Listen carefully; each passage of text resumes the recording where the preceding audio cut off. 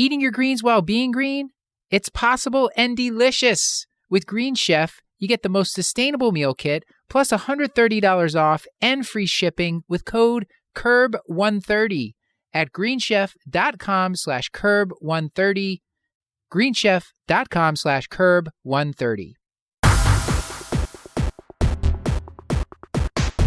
The Curbsiders podcast is for entertainment, education, and information purposes only, and the topics discussed should not be used solely to diagnose, treat, cure, or prevent any diseases or conditions. Furthermore, the views and statements expressed on this podcast are solely those of the host and should not be interpreted to reflect official policy or position of any entity, aside from possibly Cashback Memorial Hospital and affiliate outreach programs, if indeed there are any. In fact, there are none.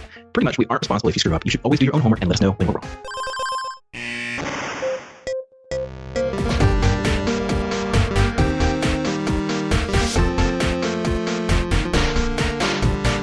Welcome back to the Curbsiders. I'm Dr. Matthew Watto, here with my great friend, Dr. Paul Nelson-Williams. And tonight, we are going to be talking about some hotcakes and giving some hot takes, Paul. That's why we call this Hotcakes and Hot Takes. Great stuff. Not just a clever name. Some important background for the listeners. Yeah. Yeah. So this is where we talk about some practice-changing articles or news stories in medicine. And of course, we have with us two great producers, friends, co-hosts, Dr. Rahul Ganatra and Nora Taranto. Paul, first, will you tell them what is it that we generally do on the Curbsiders? Well, I mean, regardless, we are always the internal medicine podcast, but generally we use expert interviews to bring you clinical pearls and practice-changing knowledge. As longtime fans of the show know, this is a little bit of a different format. We only have one expert and then a couple of smart people and then me going through the articles of the day that might be practice-changing too at this time. And we're just trying to work on our own critical appraisal skills that we do out loud in front of a bunch of listeners. So before we get into the main articles, I just wanted to give people a chance to give some picks of the week. Rahul, I'm going to let you go first because I know you don't like to follow Paul. Thank you. Finally. Okay, so I have a good pick of the week this week. This is something called the Novel Concierge, and I doubt any of you have heard of it, so let me tell you about it. You know that feeling when you take a chance on a book that somebody recommends to you because they've assured you, like, I know you're going to love this book, and it turns out to be a home run? So an amazing feeling, right? So my pick of the week is essentially there's this bespoke service that will do this for you, and it's called the Novel Concierge. And the way it works is you fill out this form online with your preferences, your favorite books, why you like to read, what you're looking for, etc. And a few days later, you'll get an email with some recommendations that are tailored exactly for you. And this is run by a brilliant and inspiring woman named Amy Somerton, who is an editor and a writer and just an all-around brilliant person. She's done editorial work for Dave Eggers and McSweeney's and other kind of juggernauts. And the Novel Concierge is a small enough operation that you actually can't just Google it. You have to go to her website. And we can put the link in the show notes. It's www.somerton.com/concierge. I am very excited to check this out. That's super cool. Is she going to be mad at you for blowing up her spot? No, I asked her ahead of time. Okay. And she does this for free. The only payment she asks is that you order any recommendations from an independent bookstore. Oh, that's great. So you can feel doubly good. I love that. Yeah. Check it out. What's the latest book recommendation that you got from it? I'm still waiting on my recommendations. All right, Nora, do you have a quick pick of the week for the audience? Yeah, so I'm just rolling with my TV theme right now. I just watched Mozart in the Jungle, which is a 4-season show, I think on Amazon Prime, that is wonderful. It's about musicians in an orchestra and a kind of an eccentric conductor played by Gael Garcia Bernal. That's just great, very funny, lots of beautiful music that's kind of gotten me back into classical music again, which is fun. I'm going to give a quick pick of the week that I know Paul will hate. And this is actually, Paul, I've recently got a pull-up bar in the house, one of those ones that hooks underneath the door and attaches to the top of the door frame, and it's kind of like tension. And it's just great. Me and the boys, my 7, 8, and 10-year-old boy in there doing pull-ups. Some of them can, some of them can't, and it's fun. And I like having exercise equipment strategically placed around because I don't have a lot of time to work out, Paul. So if I feel like pull-ups, it's there. I'm 90% sure you've already recommended a pull-up bar on this show. No, I did not. I think TRX, jump rope. I don't think I've recommended a pull-up bar. All right. I certainly will not go back and double check. I saw a patient in the emergency room like a couple weeks ago who had her pull-up bar had broken the molding where it had been sitting, and she had fallen and like broken a bone in her hand. Oh, because wow. it fell on her. So watch out. I think I'll be okay. Case I have to bend my knees in order to use this. So I don't think I'm going to get hurt if I fall on my carpet below me, but I could see that happening. All right. And Paul, everyone's waiting for your pick of the week. Oh, not like 3 people care, but I'm going to recommend a video game this time around. I'm going to recommend the 2019 game Disco Elysium. It's this atypical role-playing game. Basically, the protagonist that you play, you wake up in a trashed hotel room with no memory of who you are, how you got there. And as the game progresses, you find out that you're actually a cop who's there to solve a murder that happened outside the hotel that you're at. Someone is found hanged there. And you're basically takes place in this alternate world that is very complicated and geopolitical. And it's so fully realized that the person who wrote the script for the game, it's like 1 million words. And it is... The game itself, it looks like a beautiful watercolor. Like it is gorgeous to look at. The dialogue is incredible. The attributes that you kind of build up with your character are almost nonsensical. Like there are things like Inland Empire, where if you build your skill in that, you can talk to your necktie and it just tells you weird things. Like the whole game is just bananas. But the writing is so clever. The voice acting is tremendous. It assumes an intelligence of the player that is great. And like it's just endlessly surprising. So it's a game I really enjoyed playing as you try to figure out who you are and who the dead person is and what happened to them. And then also the whole thing is just one surprise after another that really does not take your intelligence for granted. So it's a game I like a lot. So that's Disco Elysium from ZAUM Studios. Well, before we get on, I wanted to remind the audience that this and most of our episodes are available for free CME credit through VCU Health at curbsiders.vcuhealth.org. And we just wanted to say that on the Hotcakes show, we're practicing critical appraisal. And me personally, and I think I can speak for my co-hosts, have tremendous respect for people that do research. And so if we sound like we're being harsh on the articles, we're just trying to perform critical appraisal. And I personally could say that these people, I have tremendous respect for how much work goes into research, because I don't do research. So thank you for putting it out there. This podcast is sponsored by BetterHelp Online Therapy. Relationships take work. A lot of us will drop anything to go help someone we care about. We'll go out of our way to treat other people well, but how often do we give ourselves the same treatment? So for instance, for me, it's really important that I find time to at least watch one new movie and explore some new music each week. It's the way that I refill my well. It's the way I feel like a human being again. And this month, BetterHelp Online Therapy wants to remind you to invest time in yourself and take care of the most important relationship you have, which is the one that you have with yourself. And whether it's hitting the gym, making time for that movie, making time for that haircut, or even trying therapy, you are your own greatest asset. So invest the time and effort into yourself like you do for other people. As I've mentioned before, this is an extraordinarily stressful time to be alive. I think we keep waiting for the world to calm down a little bit, and it doesn't seem like the world wants to do that. So there's probably no better time to invest in your own mental well-being. And therapy is sometimes a really helpful way to kind of make sure that your own thoughts and your own emotions are organized, so you can cope with the onslaught of the day-to-day affairs that seem to keep coming at us. And BetterHelp is here to help you with that. It is online therapy that offers video, phone, and even live chat sessions with your therapist, so you don't have to see anyone on camera if you don't want to. It is much more affordable than in-person therapy, and you can be matched with a therapist in under 48 hours. Give it a try and see why over 2 million people have used BetterHelp online therapy. This podcast is sponsored by BetterHelp, and Curbsiders listeners get 10% off their first month at betterhelp.com/curb. That's BETTERHELP.com/curb. Our sponsor for this episode is Panacea Financial, the national bank for doctors by doctors. As a doctor, I can tell you the average bank isn't built for our community. They see our debt levels or limited credit history as red flags. At Panacea Financial, they get it because they have lived it. As a bank founded by 2 physicians, they are dedicated to providing solutions for the unique needs of doctors and doctors in training, including their PRN personal loan.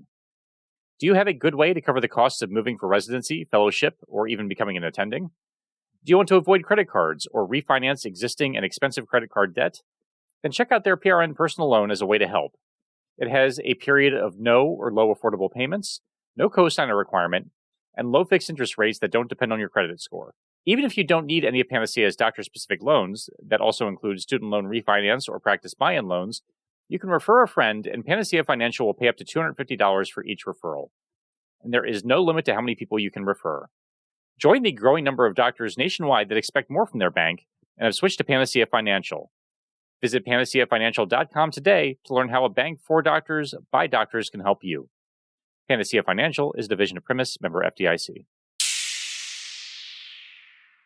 And with that, Nora, can you tell us about our first article? Sure. So today I'm going to talk about the PLUS trial, which was just published in the New England Journal a couple weeks ago. It's by Finfer et al.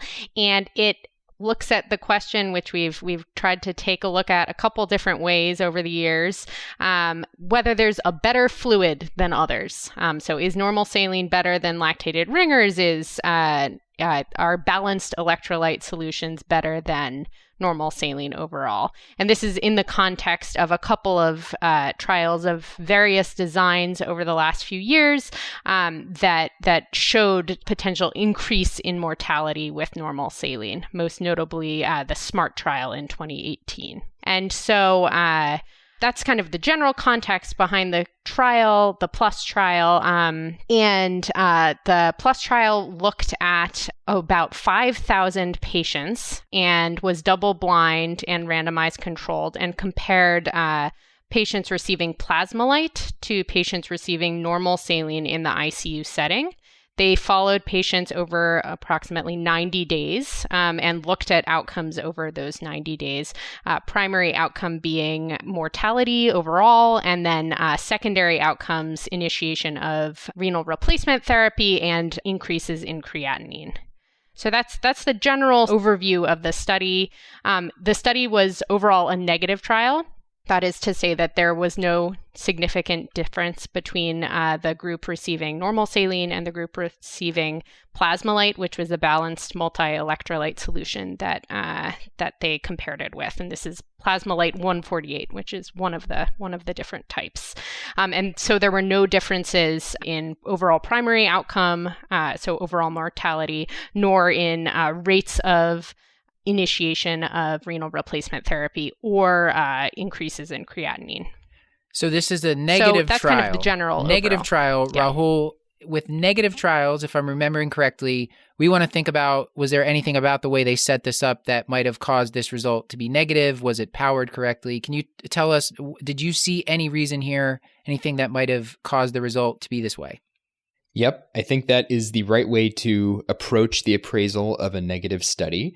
The most important question to ask is, if there really was a difference, would this study have identified it? Or do we have to worry about having missed that difference due to reasons attributable to chance and bias? So in this study, I mean, most of the time with negative studies that we're worried about, missing a real world difference, most of the time that has to do with power. But ascertainment of the outcomes can also affect this. In the case of this study, it's worth talking about power for just a moment because like many research studies conducted around the time of the COVID pandemic, this study was stopped early. And as a result, the authors had a smaller study size than they anticipated. And this meant that they could only detect a larger difference in mortality between the two groups and what they initially expected. The trial was initially designed to find anything greater than a 2.9% absolute risk reduction, but because of the pandemic, they got fewer people, and so that was actually increased to a 3.8% absolute risk reduction. So this is something to be aware of. In this study, I'm actually not very concerned about power leading to a false negative finding, and I'll tell you why. If you look at the point estimates for the primary outcome in Table 2, okay, you see that the odds ratio is really close to 1, okay? And the absolute difference in rates of the primary outcome that they cite, I think it was with death within 90 days of randomization, 21.8% of the balanced solution group and 22% of the saline group. So that difference is really close to 0. And the confidence interval is pretty symmetric on both sides. Now, the way that a study that is underpowered typically looks is the point estimate is far away from either 0 if you're talking about difference or 1 if you're talking about a ratio. And the confidence interval just misses statistical significance. So that's the situation where you worry about a trial being underpowered. So this isn't a foolproof argument, but the fact that the point estimate is really close to 0 makes me a little bit less worried about being underpowered. And I guess putting this one in context, Nora, did you find any, because as you said, we've been back and forth. I think everyone started using LR in the past few years after the SMART and the SALTED trials came out. That one was in non-ICU patients, one was in ICU patients. And then there was more recently in 2021, the BASIC trial. That was another trial like this one in ICU patients that didn't find a difference with the balanced solution versus saline. Do you think now it's going to swing back where we can just use saline if we want to instead of balanced solutions? I'm not sure.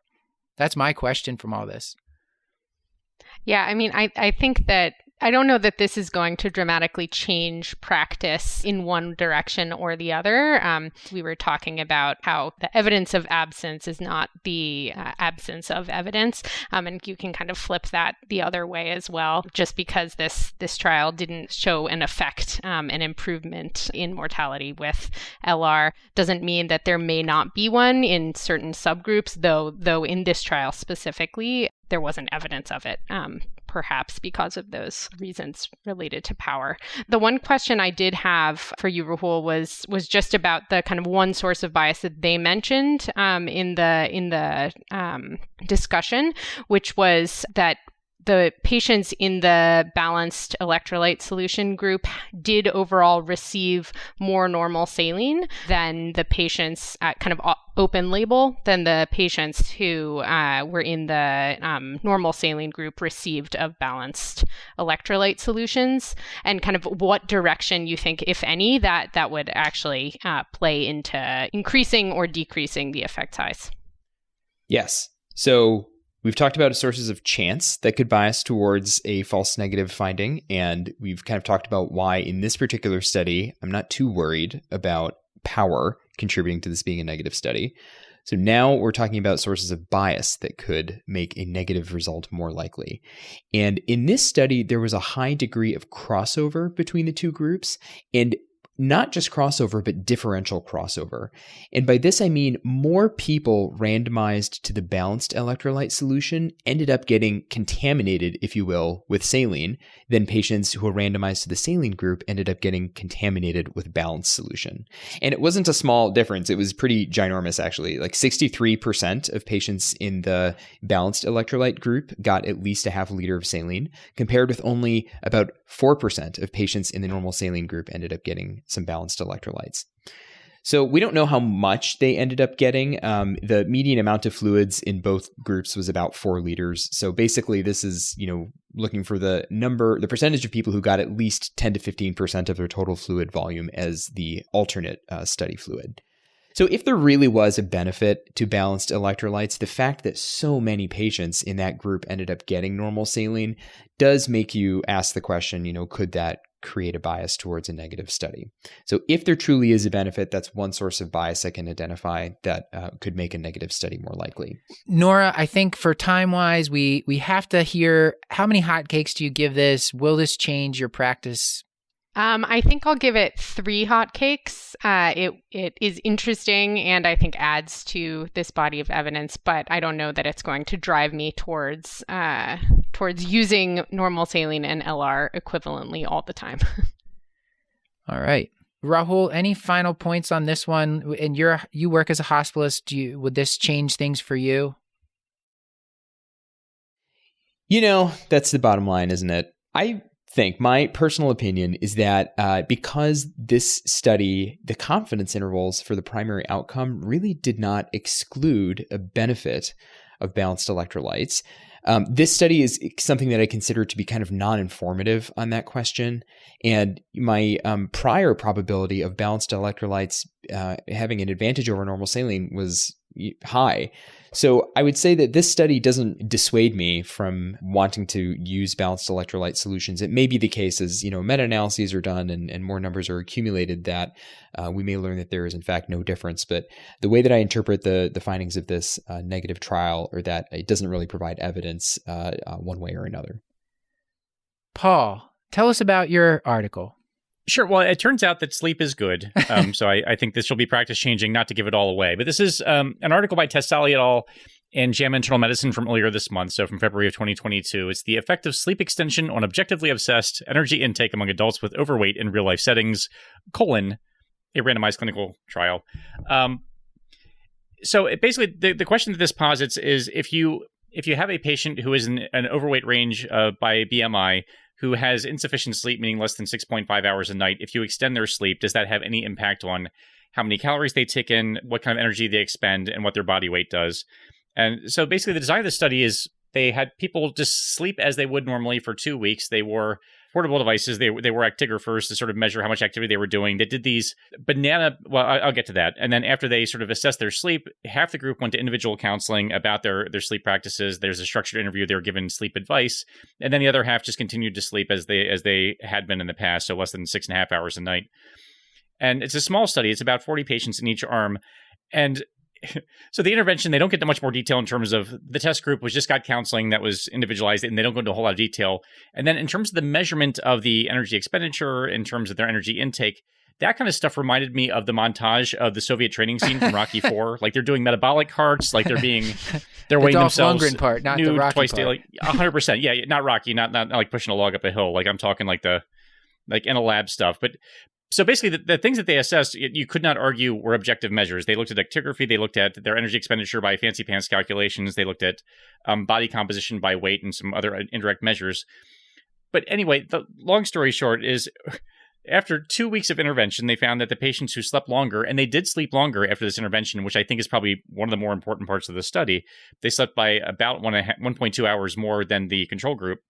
Those patients consume less energy, about 270 kilocalories per day on average. And then there actually was some weight loss in the group that actually had the sleep extension, as opposed to the group that continued to sleep poorly like I do. So, in terms of what this does to me, or how this would change my practice, not much. I wanted to ask Matt, so when you're counseling your outpatients about their sleep hygiene, what are your specific points that you're counseling about in your primary care practice?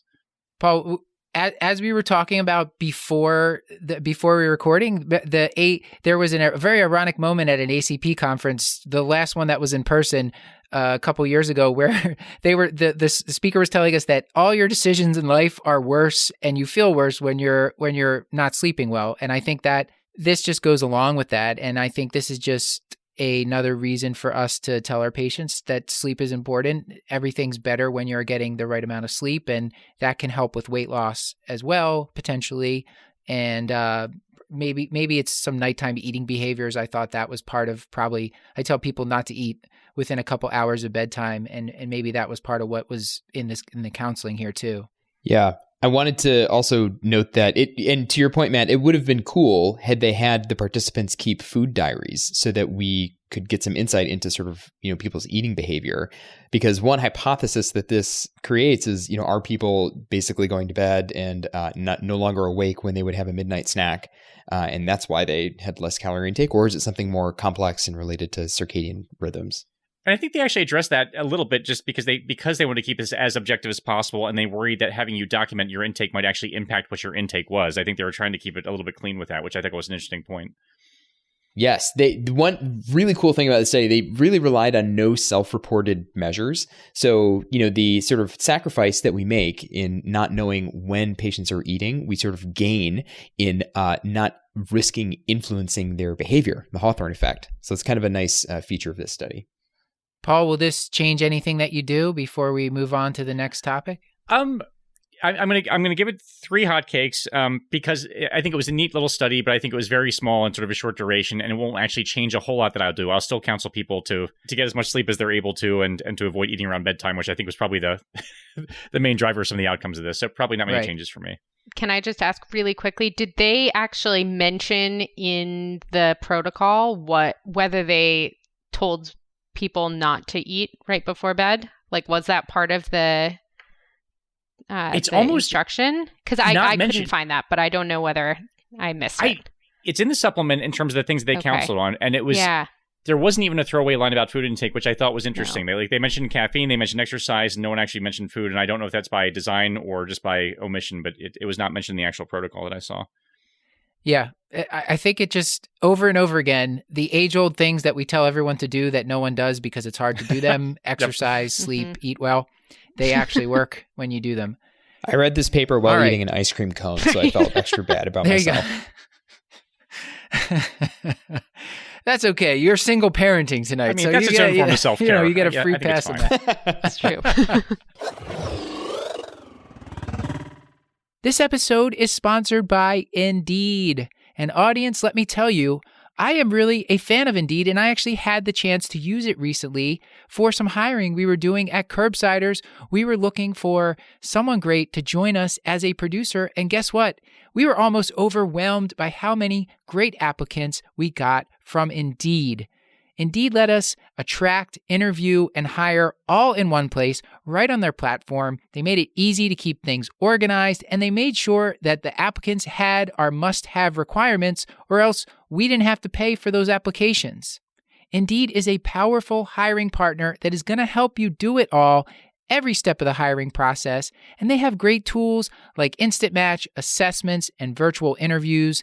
What's Instant Match? Well, as soon as you sponsor a post, you're going to get a short list of quality candidates with resumes on Indeeds that match your job description, and then you can invite them right away to apply for your job. What are you waiting for? Start hiring right now with a $75 sponsored job credit to upgrade your job post at Indeed.com/internal medicine. Offer is valid through March 31st. Go to Indeed.com/internal medicine to claim your $75 credit before March 31st. That's Indeed.com/internal medicine. Terms and conditions apply. Need to hire? You need Indeed. Next up, this actually, the day we're recording, this just hit the news. This is new vaccine recommendations, and we don't often cover vaccines on the show, but this is very big. If you're working in primary care, this gives you a lot of work to do, Paul. So get ready. First, the shorter one, in an effort to essentially eradicate hepatitis B, they are now recommending universal hepatitis B vaccination for people between the ages of 19 and 59. And if you're over 60 and you have comorbidities or you're at risk, then probably those people can get it too. Or if they're over 60, Paul, and they just ask and they feel like getting it, then you can give it to them too. Sure. So they're trying to make it easy on you. I'm not here to fight. Yeah. But Paul, probably a huge portion of your panel is going to now need this vaccine if they hadn't had it for their job or something like that. The other one is the pneumonia vaccine. And Paul, the previous pneumonia recommendations, did you have those memorized? They were pretty straightforward to follow, right? Sweet mercy. Yeah, it was like reading stereo instructions. I had to look them up every single time. What they said, this back in June 2021, they approved this new 20-valent pneumococcal conjugate vaccine, or PCV20, Paul. And there's also another pneumococcal conjugate vaccine, PCV15, which is also new now.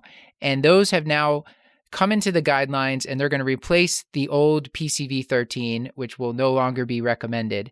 But PPSV23, Paul, is staying around. And the reason that they said they simplified these recommendations, which I'm going to tell you in a second, is because they wanted to maximize prevention of pneumococcal disease among adults, reduce disparity, and simplify recommendations to improve the vaccine uptake. Because as I was just joking with Paul, it used to be kind of confusing, but now they basically say, if you're between the ages of 19 and 64 and you're immunocompromised or you have comorbidities, which is basically like anybody with chronic organ failure of one kind or another, lung, liver, heart, those people should get vaccinated. And if you're over 65, or 65 and up, you need to get vaccinated. And the choices are the same. Either you give them PCV20 as a one shot in either the less than 65 or the over 65 group, or you give them PCV15 followed a year later by PPSV23. So now you have the choice between a one-shot or a two-shot regimen.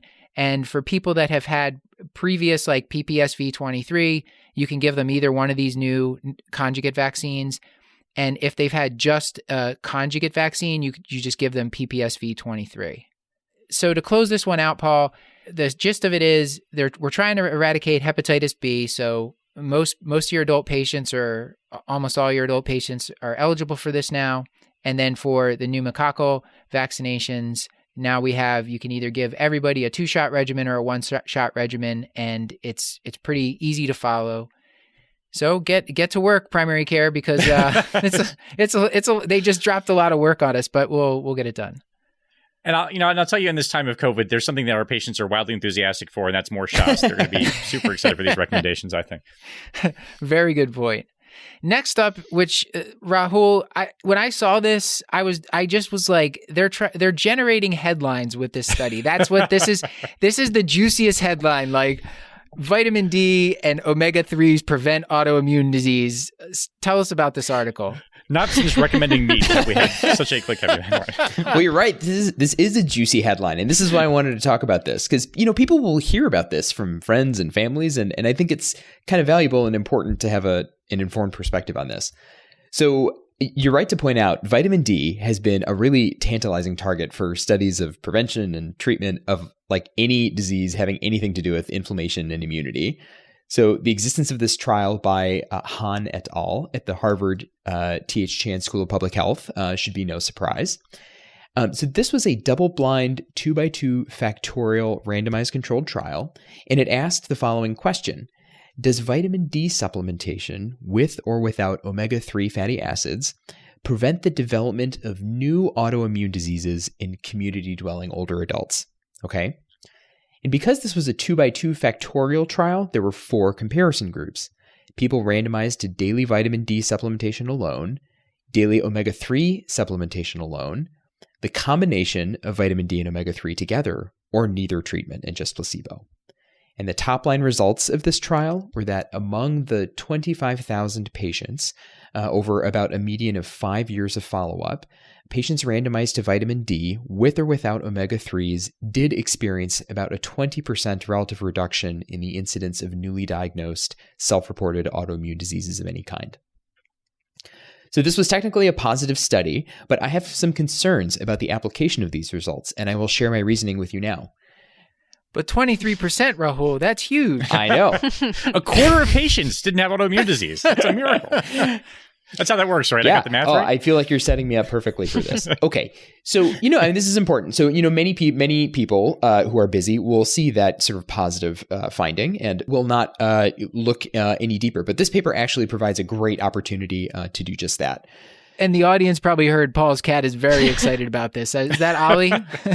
That's Ollie. Yeah, of course, it's Ollie. Making another appearance. Sorry, everybody. Well, I want to know what Ollie thinks about the hotcakes at the end. So, okay. So there are kind of 2 concerns I have that I will share in the sort of last minutes that we have here. So this was an ancillary study that was done as part of something called the VITAL trial, which was a trial designed to assess the impact of vitamin D and omega-3s on the incidence of cancer and heart disease. And that trial was negative. The results were published in the New England Journal in 2019. So I'm kind of having a hard time reconciling this, positive result with that being the aim of the original trial. And you could imagine how if we did multiple studies using the same patients, but with different outcomes, that's not unlike doing many subgroup analyses, and the likelihood of one of them yielding a positive finding by chance alone increases, otherwise known as a type 1 error. So you may ask, how do we know this? Well, it's from looking up the protocol. You can just Google the clinicaltrials.gov registry numbers at the end of the abstract. And this is a really vital step in verifying that the original, I will pause for laughter. This is an important step in verifying that the primary outcomes are the same. And if they're not, that they're kind of clearly explained why they're changed. So I do this whenever I'm reading a randomized trial. But the second concern I have is a little more interesting. If you look at the absolute risk reduction, that really helps you get a sense of how big of an effect we're talking about and helps put this in perspective in my mind. So unfortunately, because these results are expressed as a time to event rather than as a count, calculating this isn't as straightforward as just putting the number of events in the numerator and the total number of people in the denominator, okay? Because everyone contributed different amounts of follow-up. So I recommend using an online calculator for this. ClinCalc.com is a good one. And you just plug in the number of patient years of follow-up, which unfortunately was not reported in this paper, so we have to estimate it. And here's how you do it. We know that the study enrolled about 25,000 people, median duration of follow-up of 5 years per patient. So you multiply those and you get 125,000 patient years of follow-up. Okay. So assuming it's equivalent follow-up in each group, so we have no reason to assume it would be different, that's 62,500 patient years per group. Okay. So that's our denominator. And then using table 2, we see that 155 events occurred in the control group and 123 events in the treatment group. So if you estimate the difference of 32 events over a total of 62,500 patient years, you can plug these numbers into the calculator, and that gives you an absolute risk reduction of 0.03%. And that corresponds to a number needed to treat of about 2,700 over 5 years. So these observations make me worry about one of two possibilities. One, either this is a false positive result, or this is a true positive result, but if there is a real effect, it's likely to be really small. And to apply these results, you'd have to ask the question, is it worthwhile to treat more than 2,000 older adults for 5 years with vitamin D to prevent one diagnosis of an autoimmune disease? Maybe, maybe not. And this is not to say that vitamin D supplementation is without value. There may be other good reasons to use it. But based on the results of this study, I'm not convinced that prevention of autoimmune disease is among them. Math is just the best, Paul. Yeah, no, it's terrific.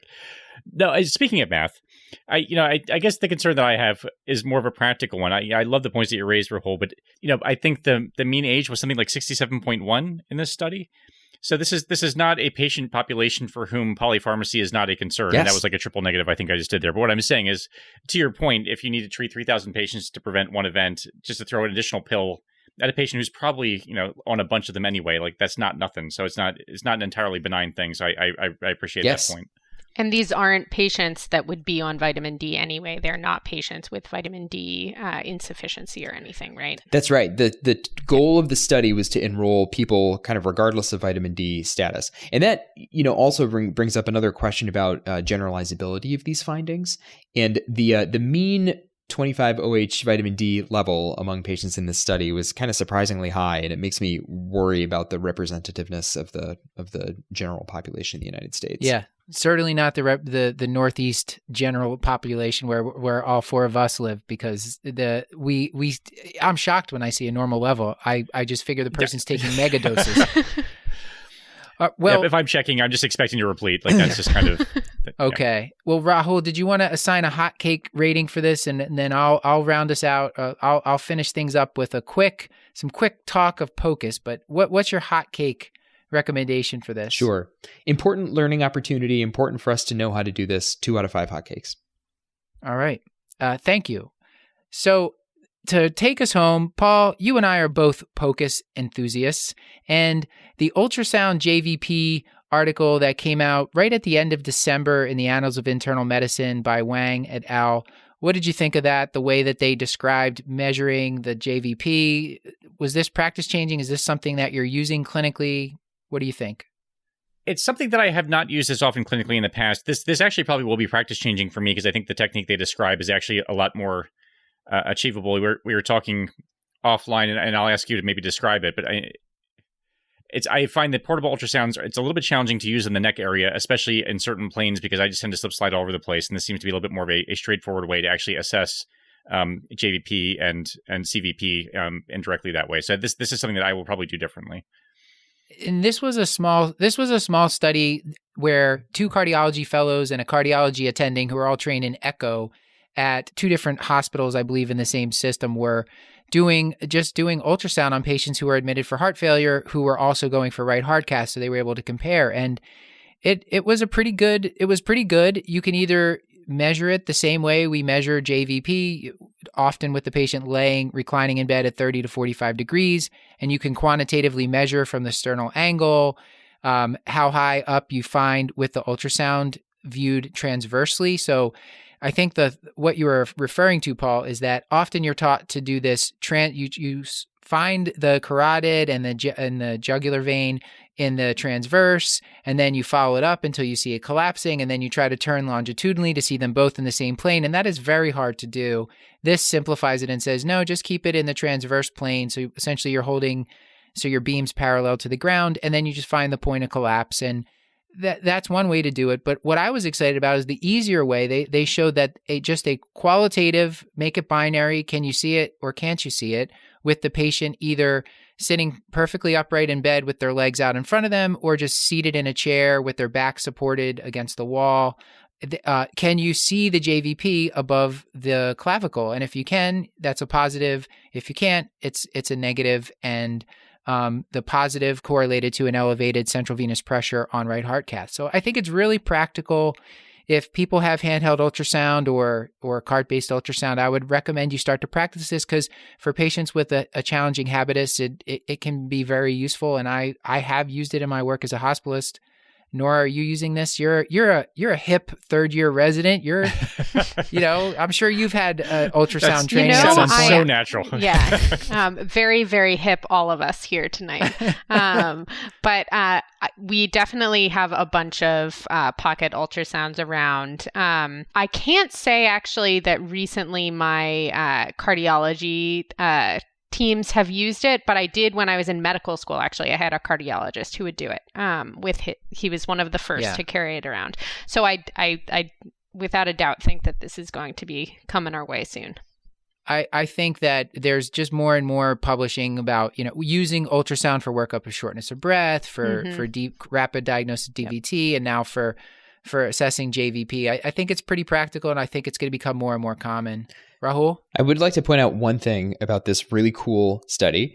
And I think my personal bias is that I'm just really annoyed that I kind of finished my training before everyone learned how to use ultrasound. So there's a big learning curve for me here. There is a lot of potential for interoperator variability in technique here. You're kind of describing the positioning of the probe, and the authors note that it's important not to compress the vein. So, you could imagine how the test characteristics could depend on the operator skill. And then the other thing to keep in mind is there's an important issue affecting studies like this, which is something called spectrum bias.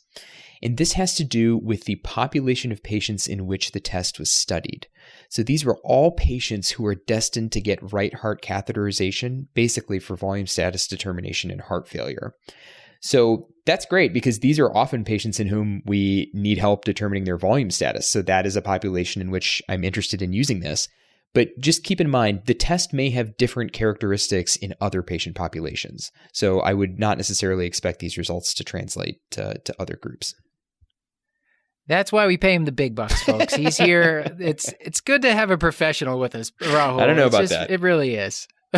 So let me bring it down. So what I'm hearing is that patients who are already slated for right heart catheterization are different than patients who are not. Is that what you're telling me? Nothing, or potentially. Nothing earth-shattering there. And Rahul, I was... Oh, go ahead. Make well, your point. It would have been really cool to know for the qualitative assessment, just how many of those JVPs were just plain like visible with the naked eye. Because that was, that's kind of how we do things now. So for comparison, it would have been... Didn't they? They did the visual JVP in this too. And they did say that the visual JVP, if you could see it, it's good. And the quantitative ultrasound JVP versus the quantitative visual JVP were very similar, where you measure the sternal angle and you have the patient reclined in bed. So they were similar. Great. They did have a visual JVP. One little paragraph about it, Rahul, I guess that proves it was a good suggestion then. Yeah. So Rahul, I would say, if you ever have the luxury of attending an ultrasound course, especially if Renee DeVerstal is there, then you'll be very lucky. And that's Paul and I learned not in trainings. We learned after training through just practicing a lot and attending courses. So if you ever have the chance, I would really highly recommend it. Either ACP or AIUM are two great courses. I'm sure there's other ones all over the place too. Yeah. Sign me up. So with that, I think we need to wrap things up here, Paul. What are you going to say? Oh, just a quick note that the video that accompanies this article is actually really nice, that goes through the technique, and it's probably worth taking a look at if you're curious, because they actually have a video that goes along with the article that demonstrates exactly what their technique was, that I found very helpful. And we have that linked in the show notes. Thank you, Paul. And can you take us into the outro? Sure. This has been another episode of the Curbsiders, bringing you a little knowledge food for your brain hole. No takers? Yummy. All right. I thought I could make it through. Get your show notes at thecurbsiders.com, and while you're there, sign up for our mailing list to get our weekly show notes in your inbox. Plus, twice each month, you'll get our new Curbsiders Digest, edited by the great Nora Taranto, recapping the latest practice-changing articles, guidelines, and news in internal medicine.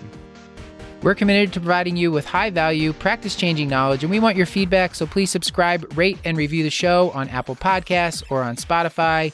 You can also contact us at thecurbsiders@gmail.com.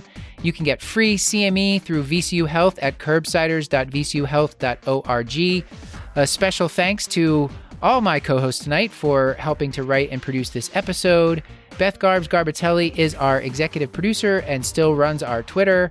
As Paul said, Nora is the editor for The Digest. Maddie Mad Dog Morgan is on Instagram. Tima Karganov does the website. Stuart Brigham composed our theme music. Claire Morgan of Notterly edits our audio. And finally, Chris the Chew Man Chew is on Facebook. Until next time, I've been Dr. Matthew Frank Watto. And I've been Dr. Rahul Balvant Ganatra. I've been Dr. Nora Plout Taranto. And as always, our main Dr. Paul Nelson Williams. Thank you and goodbye.